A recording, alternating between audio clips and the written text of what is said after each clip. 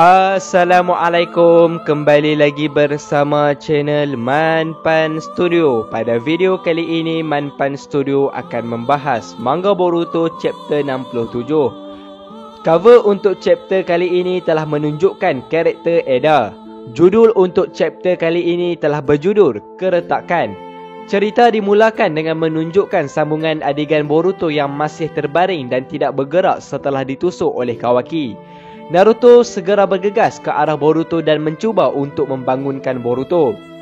Naruto yang dalam sagi mod terus mengangkat Boruto dan melihat lebih dekat tentang keadaan Boruto. Lalu Naruto berkata, "Boruto, ini tidak mungkin terjadi. Oi Boruto, tidak mungkin." Sementara itu Kawaki masih mengaktifkan karma dan mata kirinya kini hanya ada 3 segitiga yang terlihat. Dia menatap ke arah Boruto dan Naruto. Kemudian Code masih tidak melepaskan Shikamaru. Lalu Code telah berbicara dengan Eda. Eda berkata Daimon masih tertidur nyenyak di pangkuannya. Code menjawab yang dia tidak menyangka perkara seperti ini akan terjadi. Eda berkata, "Jangan seperti ini Code. Bukankah Boruto sangat penting bagi dirimu? Dia akan digunakan untuk dikorbankan kepada Jubi, bukan? Apa yang akan kau lakukan jika Boruto mati di sana seperti itu?" Code berkata, "Tiada apa-apa yang boleh aku lakukan kerana itu adalah tindakan dewa." Kawaki mendapatkan kembali karmanya, jadi pasti tidak ada yang membayangkan bahawa dia akan membunuh Boruto. Eda berkata, "Ya, jangan salah faham. Tapi aku tidak punya niat untuk mengganggu tujuanmu, Code. Dan aku hanya ingin mengatakan satu perkara kepada kau, Code. Jangan pernah berfikir untuk melakukan sesuatu yang tidak berguna seperti mencuba menggunakan Kawaki sebagai korban hidup kepada Jubi sebagai pengganti Boruto. Aku tidak akan memaafkan kau, Code, jika kau melakukan perkara seperti itu." Code menjawab, "Ya, tidak apa-apa. Aku akan segera kembali dan bincang perkara ini di sana." Kemudian Code tiba-tiba telah menggunakan kemampuannya untuk pulang ke tempatnya. Lalu Kawaki telah melihat keadaan itu. Code berkata, "Lihat apa yang telah kau lakukan kepadaku, Kawaki. Beraninya kau melakukan itu kepada Boruto. Aku akan berundur sebentar, Kawaki, kerana ada masalah sekarang ini. Tapi dengarkan, jika kau mempunyai kekuatan segalanya, tetap akan sama bagimu, Kawaki. Kau tidak akan pernah bebas selama kau masih hidup. Kau akan selalu bergantung kepada sesuatu yang lain mulai sekarang dan selamanya. Aku faham bagaimana rasanya memiliki takdir seperti itu." Kemudian Code melepaskan Shikamaru dengan menendang Shikamaru ke arah depan. Lalu Code berundur ke belakang untuk cuba melarikan diri ke tanda cakar yang dia telah siapkan. Dan Code berkata lagi, "Sampai jumpa lagi, Kawaki." Kemudian Kawaki memfokuskan matanya yang aktif pada tanda cakar milik Code. Tanda cakar itu mula menyusut dan menjadi mengecil. Code berkata di dalam hatinya, "Sukuna Hikuna, jutsu itu mampu mengecilkan apapun kecuali benda hidup." Kawaki terus berjalan ke depan dan mendekati Code tanpa mengucapkan satu kata pun. Lalu Code cuba menanda banyak tanda cakar lagi, namun tanda cakar itu mengecil sekali lagi dan tidak boleh digunakan. Code dengan muka yang kurang berpuas hati telah melihat ke arah Kawaki. Kawaki terus mendekati Code dan berjalan dengan cara yang cool. Kawaki berkata, "Sepertinya kau tidak mengerti apa yang sedang terjadi, Code. Sekarang bukan waktunya untuk dengarkan kau membicarakan nasib orang lain, Code." Kawaki menatap serius ke arah Code dan berkata, "Tidak peduli apa yang mengancam kehidupan Hokage ke-7, aku sanggup membunuh saudaraku sendiri. Tetapi aku tidak mempunyai alasan untuk membiarkan kau, Code, untuk melarikan diri, terutamanya orang yang tidak berguna seperti kau, Code." Kawaki mencuba menusuk Code dengan batangan rok hitamnya. Namun Code menghindari serangan itu dengan melompat ke kanan. Code mengubah dengan kanannya menjadi cakar dan mencuba untuk berhadapan dengan Kawaki. Kawaki hanya mengangkat tangan kirinya untuk menahan serangan dari Code. Kawaki segera membalas serangan dengan menggunakan tangannya untuk menyerang tepat ke arah Code. Disebabkan serangan itu, Code telah terpelanting ke belakang sedikit dan mendarat di tanah. Kemudian Kawaki mengambil kesempatan untuk menggunakan kaki kanannya untuk menendang perut Code saat dia jatuh. Kali ini Code dikirim terbang ke belakang lebih jauh dari yang tadi. Dan Code telah menggunakan tanda cakarnya untuk menahan dirinya dari terpelanting lebih jauh. Code berfikir pada dirinya sendiri yang Kawaki ini sudah mempunyai kekuatan yang lebih tinggi daripadanya. Kot berkata ini semakin buruk. Aku bukan tandingannya. Dan Kawaki terus berjalan menuju ke arah Kot. Sementara itu Shikamaru melihat Naruto. Naruto masih memegang Boruto yang tidak sedarkan diri di lengannya. Shikamaru terus berlari ke arah mereka. Dan pada masa yang sama Naruto masih menangis agar Boruto akan kembali menyedarkan diri. Lalu Shikamaru telah melihat keadaan Boruto dan Shikamaru berkata di dalam hatinya apa yang telah terjadi. Shikamaru terus meletakkan tangan kirinya di atas bahu Naruto. Dan Shikamaru berkata, Naruto, apa kau baik-baik sahaja? Naruto membalasnya tanpa mengalihkan pandangannya dari Boruto. Naruto berkata, Shikamaru, adakah aku sedang bermimpi buruk? Shikamaru berkata, aku tahu ini situasi yang sukar untuk dikatakan, tetapi pertempuran masih belum berakhir. Naruto berkata, ini tidak mungkin terjadi. Tolong beritahu aku bahawa ini tidak mungkin terjadi. Kemudian Shikamaru meninggikan suaranya kepada Naruto. Shikamaru berkata, Naruto, ada ledakan yang kuat telah datang dari belakang. Rupa-rupanya ledakan itu telah datang dari pertarungan Kawaki dan Kot. Kawaki telah menggunakan tangan kanannya lagi untuk menyerang Kot dengan serangan yang lain. Kot telah menggunakan cakarnya untuk menahan serangan itu. Shikamaru hanya melihat pertarungan itu dari jauh. Shikamaru berkata, Kawaki sedang berhadapan dengan Kot. Ini akan menjadi masalah bagi kita jika kita membiarkan Kot pergi. Aku akan mendukungmu, Naruto. Dan kita boleh menjatuhkannya sekaligus. Di sini, sekarang juga, Naruto. Meskipun Shikamaru telah meyakinkan Naruto, Naruto hanya terus menatap ke arah Boruto. Kemudian Shikamaru terus berkata, bolehkah kau memahami situasi saat ini? Bukankah kau seorang Hokage? Naruto, ini adalah sesuatu yang Boruto pilih untuk dirinya sendiri demi melindungi kita semua. Sekarang bukan waktunya untuk menjadi orang tua yang sangat putus asa dan lemah. Namun Naruto tetap tidak pedulikan tentang kata-kata Shikamaru dan tetap dengan pendiriannya dengan Boruto. Babak telah beralih semula ke babak pertempuran Kot dan Kawaki. 3 batarok hitam milik Kawaki telah menembusi bahu kiri Kot. Kot terus mengerang kesakitan. Kawaki masih menyerang Kot dengan cara yang mengancam. Kot mula berkata dalam hatinya, tak guna, aku akan terbunuh jika aku seperti ini. Bagaimana Kawaki melakukan ini? Lalu Kawaki sudah hampir berada dengan Kot. Kot cuba untuk bangkit setelah menerima serangan dari Kawaki tersebut. Kawaki mengangkat tangan kirinya dan mengarahkan tepat ke arah Kot. Kemudian Kawaki berkata, kau kata Kot ada seseorang yang mahu bertemu denganku, tapi aku tidak tahu apapun motif tentang mereka. Jika mereka berani dan mencuba mencederakan Hokage ke-7, aku tidak akan memberi belas kasihan kepada mereka. Lalu Kot tiba-tiba melakukan sesuatu dengan kemampuannya. Dan Kawaki berkata, walau bagaimanapun, aku akan mula menghabisi kau, dasar Kot tak guna. Dan ledakan yang besar telah melanda di medan pertempuran, tetapi Naruto tetap berada dekat dengan Boruto. Shikamaru bersedia untuk menghadapi letupan yang dicetuskan oleh Kawaki itu. Namun Shikamaru terlihat ada sesuatu yang telah terjadi. Ternyata itu adalah tubuh Kawaki yang nampaknya tidak berada dalam keadaan yang baik. Seolah-olah Kawaki sendiri yang menerima serangan yang besar dari serangannya sendiri.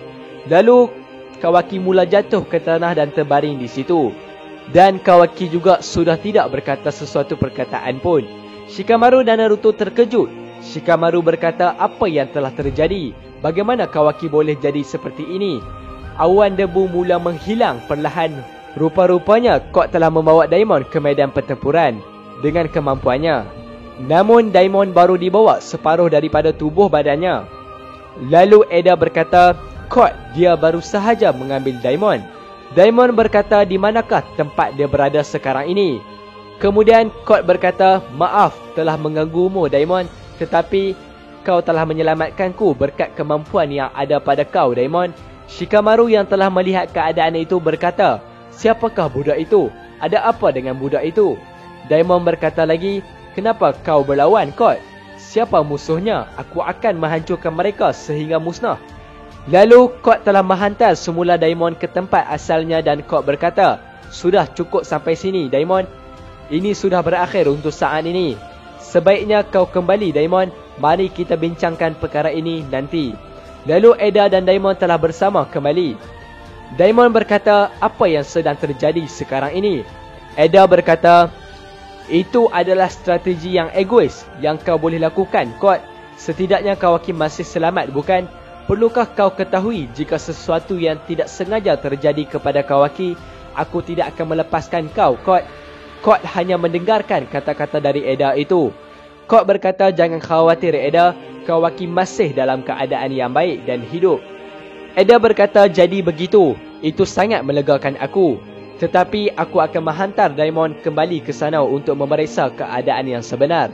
Kot berkata, Kawaki masih terbaring. Dia masih tidak bergerak tanpa berkata apapun.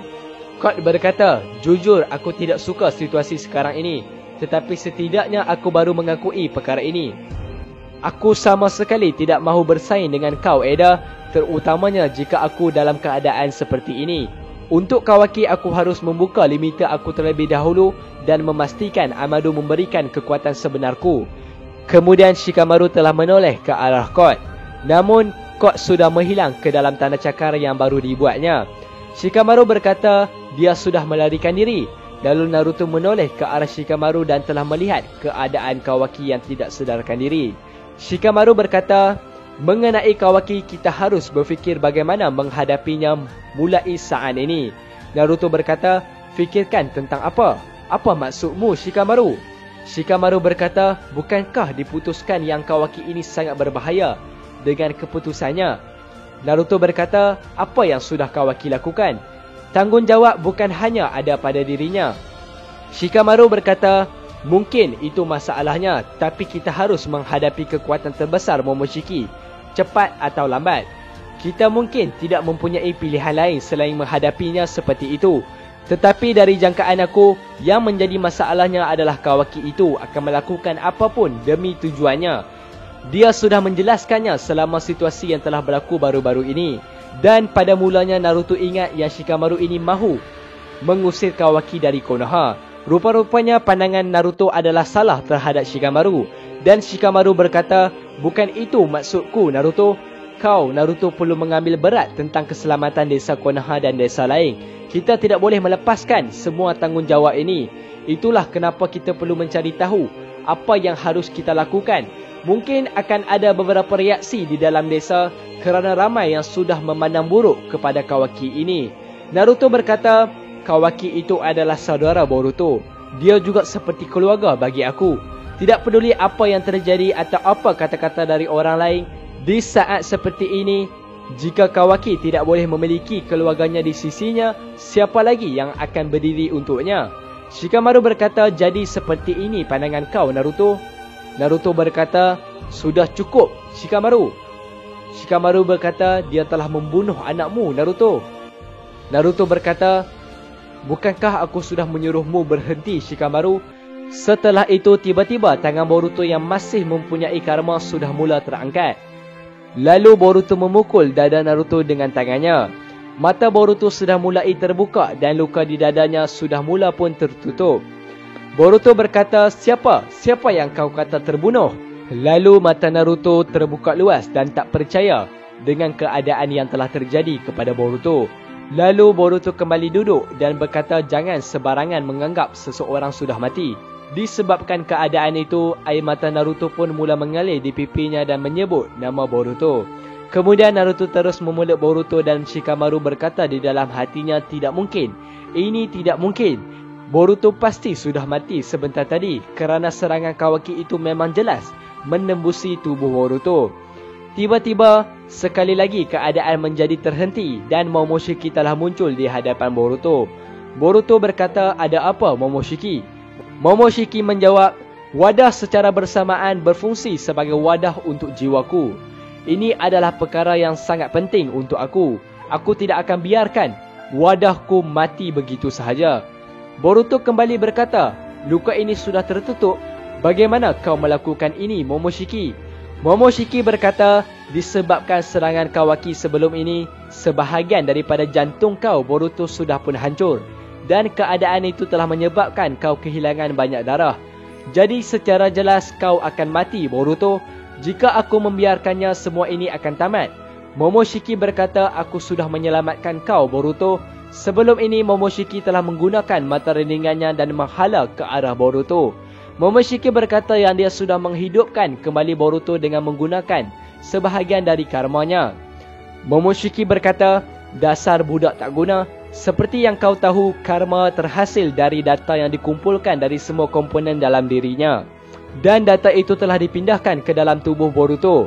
Momoshiki juga mengatakan yang proses pengembangan karma ini sudah mencapai 82% yang bermakna proses ini sudah semakin sempurna.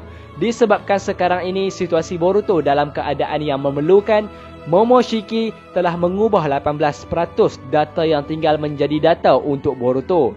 Yang bermaksud Momoshiki telah mengubah data yang sepatutnya menjadi data untuknya dan dipindahkan kepada Boruto. Lalu keadaan itu telah menyebabkan Boruto berjaya diselamatkan atau dihidupkan kembali kerana mendapat data dari seseorang Otsutsuki. Momoshiki berkata lagi, jadi sayangnya aku tidak dapat mencapai sepenuhnya perancangan aku buat sementara ini. Kemudian Boruto berkata, jadi kalau begitu aku telah menang kerana aku telah berjaya mengelakkanmu dari berkembang. Momoshiki berkata, jangan terlalu percaya diri, dasar budak tak guna. Aku secara khusus berusaha keras untuk melakukan percakapan ini denganmu Boruto, supaya aku dapat memberitahu perkara ini. Momoshiki berkata, meskipun diubah, itu masih dibuat dari sesuatu yang berasal dari data Otsutsuki. Itu tidak mengubah fakta bahawa semua 100% data Otsutsuki telah diproses. Dengan kata lain, kau sudah 100% murni dasar budak tak guna. Kau sudah menjadi Otsutsuki yang lengkap dan sempurna. Jadi kau sudah cukup matang untuk dikorbankan kepada Jubi. Bahkan kau juga mungkin sudah mengetahui tentang keadaan ini. Momoshiki berkata, ingatlah, kebangkitan seperti ini hanya akan terjadi sekali padamu Boruto. Boruto berkata yang Momoshiki pernah berkata sebelum ini, yang mata biruku akan mengambil semuanya dariku. Dan Boruto berkata, adakah semua perkara yang telah terjadi ini apa yang dimaksudkan kau sebelum ini Momoshiki? Momoshiki menjawab, kau masih salah tentang itu Boruto. Ini tidak ada kaitannya dengan perkara itu. Momoshiki tersenyum lebar dan berkata, kenapa ini terjadi pada kau? Bahkan aku tidak boleh melihat alasannya. Tetapi kau akan tahu juga Boruto tentang maksud yang aku katakan sebelum ini. Kerana perkara itu akan segera terjadi selepas ini. Adegan beralih ke Eda yang sedang bersandar di meja. Dan Kok juga bersama Eda pada ketika itu. Eda berkata Amado itu sedang dilindungi dan masih berada di Konoha. Tetapi kau Kok tidak meletakkan tanda cakar kau di dalam desa Konoha. Dan bagaimanakah kau nak merancang untuk lebih dekat dengan Amado? Kok berkata itu tidak menjadi masalah kerana aku sudah membuat beberapa persiapan. Jadi inilah pembahasan saya mengenai manga Boruto chapter 67. Bagi korang yang ada pendapat lebih menarik, korang boleh drop komen korang semua dekat bawah. Maaf kalau saya ada kesalahan kata dan kesalahan fakta pada video kali ini.